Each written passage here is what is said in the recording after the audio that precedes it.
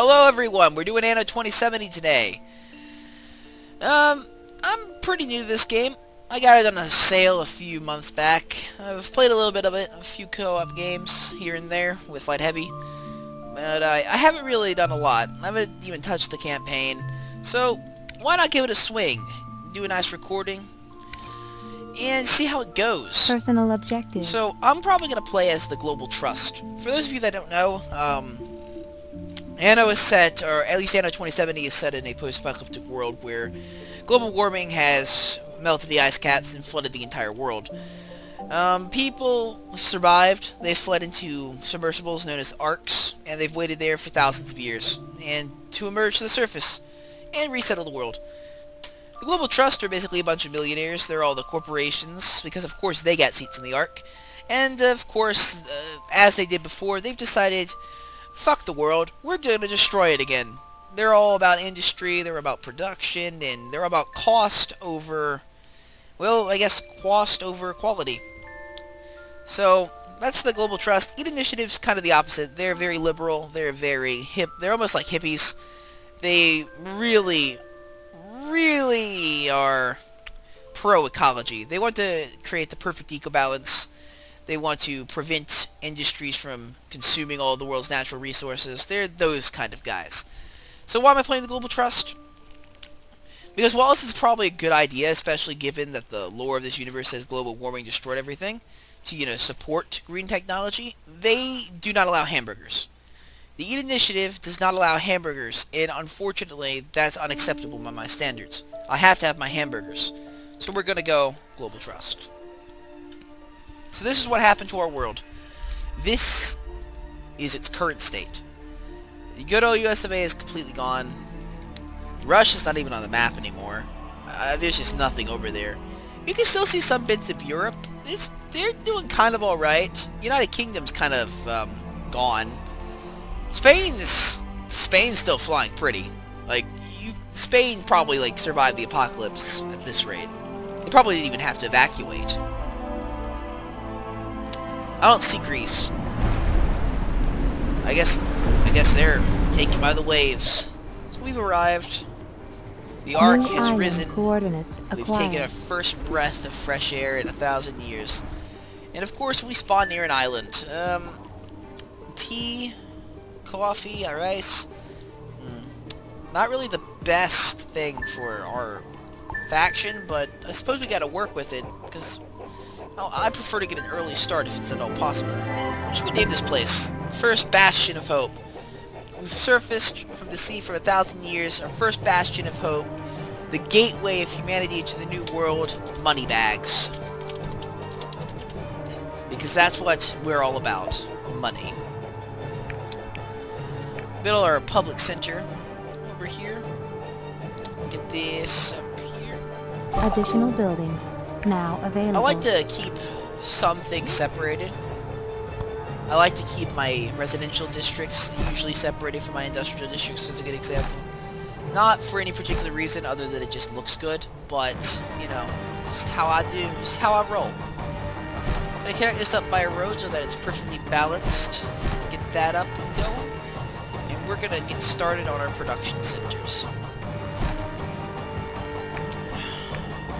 Unlike our rivals in the Eat Initiative, we only have to place, we place this structure down and it works at max efficiency. Were we playing the Eat Initiative, we'd have to place little substructures, it'd be a mess. Luckily, we're not playing them, so we can just do this. Registering energy shortage. We are now gathering resources. Of course, we need to do things with these resources, so we're going to build some production centers along on this wall here. There's actually a big fundamental difference between the Eat Initiative and the Global Trust. We get a big boon to production at the start. A big boon. The Eat Initiative has a bit of a slower start than us. A much slower start, but they do get better late game. I would go so far as to say, I've played the Eat Initiative more than I've played the Global Trust. I've actually gotten into the last tier of the Eat Initiative. They get pretty good technologies later on, more than enough to make up for their disadvantage at the start, whereas these guys, from what I can tell, seem to almost sputter out a bit. They start losing their momentum. But we'll deal with that problem when it comes. In the meantime, we need to start setting up housing. The nice, bleak housing of the corporate world. This is where our wage slaves, our people, will be staying during the duration of their lives, essentially. I know it might not look like much now, but eventually, one day, this place will be a thriving metropolis. It'll be skyscrapers everywhere, skyscrapers ahoy, and I have great plans for this island. Great plans, not just for the island, for the world itself. This world is my world now. In the famous words of Zero, this world is mine. So, we are going to set all this stuff up, get as much housing as physically possible, because we need to get a casino. Casinos will allow us to advance to the next tier of citizens, which will unlock new building opportunities, which is, of course, always useful. Oh, look, running out of building material. That's unfortunate. Well, in the meantime, while we're waiting for that to build up, I'm going to send my ship, the Sea Dream out to take care of business, to find other islands, because we're going to need them, honestly.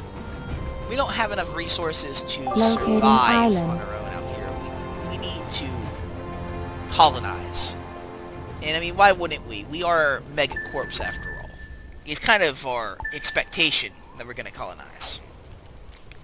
This island here has sugar beets, wine, vegetables.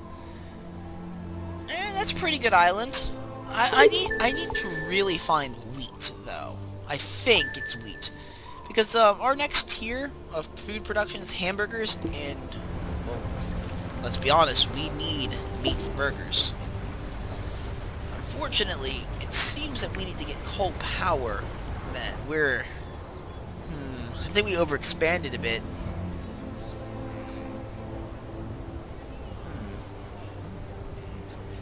We overexpanded a bit.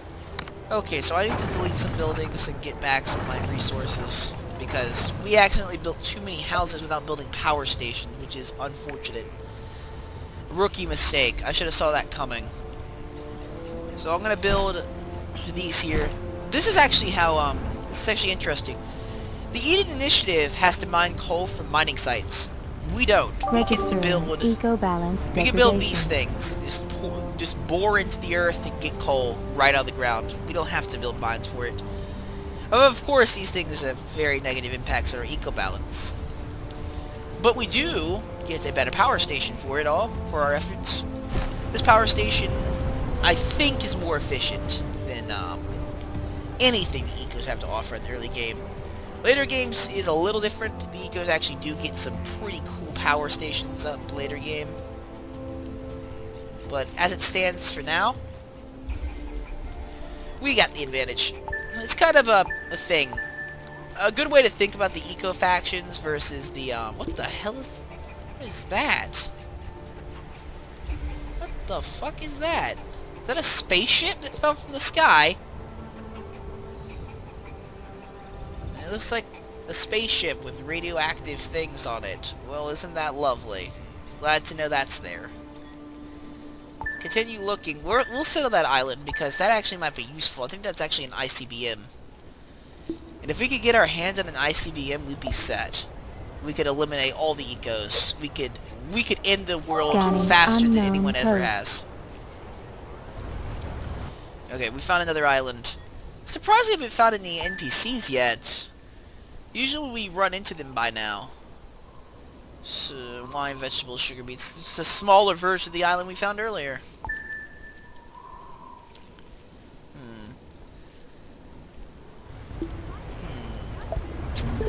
Identify yourself. Oh, crap. Or did you really think you could wander into the green offensive just like that? The green offensive. Oh, shit. Oh, shit. So, these are the ecos. We found the eco guys. And they're not just any ecos either. These are the eco-terrorists. Green offensive. We're talking bio-ISIS here. These guys might be a problem. They might be a big problem. In fact, They already got warships and stuff. They got airplanes and freaking shield generators, man. Yeah, you gotta keep an eye on these guys. They're not gonna like me because I'm not eco, and unfortunately, they're just gonna have to deal with it because I'm not gonna change my ways for them. But honestly, I think it's gonna come down to war. And they are so close to my main continent. Oh god, that's not good. Oh, well, we'll have to deal with it. Just get ammo as quickly as possible.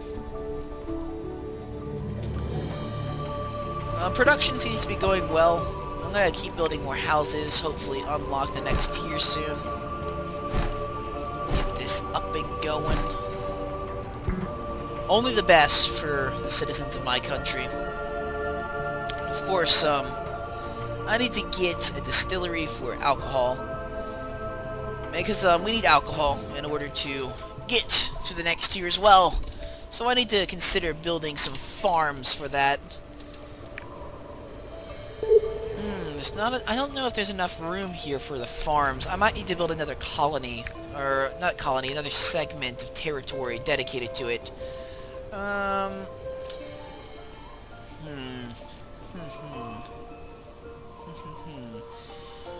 Let's build it over here. I'll build the farming community over here. They don't need to be actually connected to anything. The little circle, the little territory needs to be connected, but we don't need a road connection to actually run a mining community, or farming community, or any community for that matter. Technically, we don't even need a road to connect this to that. I just have it there because it looks good, but we don't need it. So, I'm gonna set up our, some farms, some distilleries. So yeah, see how the distillery looks here?